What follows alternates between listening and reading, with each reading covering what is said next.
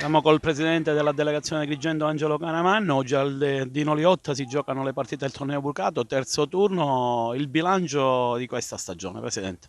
Ma il bilancio è sicuramente positivo. Nelle tre partite abbiamo fatto con i giovanissimi due vittorie e un pareggio, quindi siamo approdati alla semifinale. Giocheremo in casa sicuramente con la terza classificata la prossima settimana. Quindi sono felicissimo. Ma oltre al risultato, sono felicissimo per il comportamento che abbiamo avuto in tutte le tre partite. Quindi i dirigenti che hanno saputo inculcare, allenatore e dirigente hanno saputo inculcare ai ragazzi quello che noi vogliamo, il fair play, il sapere stare bene in campo e soprattutto l'educazione. Questo è quello che contava di più e ci siamo riusciti. Se poi siamo avuti i risultati, questo significa che hanno saputo lavorare bene pure i tecnici e di questo sono felicissimo.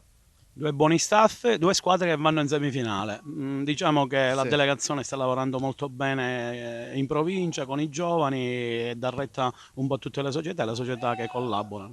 Sì, appunto quando parlavo poco fa di gran lavoro significa questo, riuscire ad avere un buon impatto con la società che ci collabora, una società che sanno che noi siamo credibili e facciamo un buon lavoro, e quindi quando i nostri dirigenti si presentano nella società sono ben accolti perché sanno il lavoro che facciamo e quindi credono in questa delegazione. Di ciò sono felicissimo. Diciamo che abbiamo regalato un tempo alla squadra ospite e questo non deve succedere più perché noi non siamo una squadra che può abbassare la guardia. È anche vero che abbiamo avuto delle defezioni prima della partita perché non ho potuto disporre di Latona, di Zammito, di Giardina, gente che a noi avrebbe dato nella partita di oggi un grosso contributo.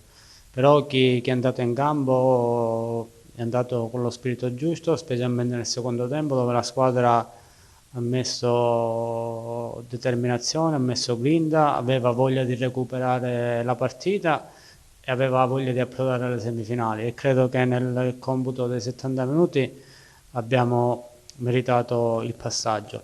I complimenti vanno a Ragusa per il calcio espresso, una squadra composta per la maggiore di ragazzini del 2006, quindi già significa questo lavorare in prospettiva e quindi facciamo i complimenti a loro pure.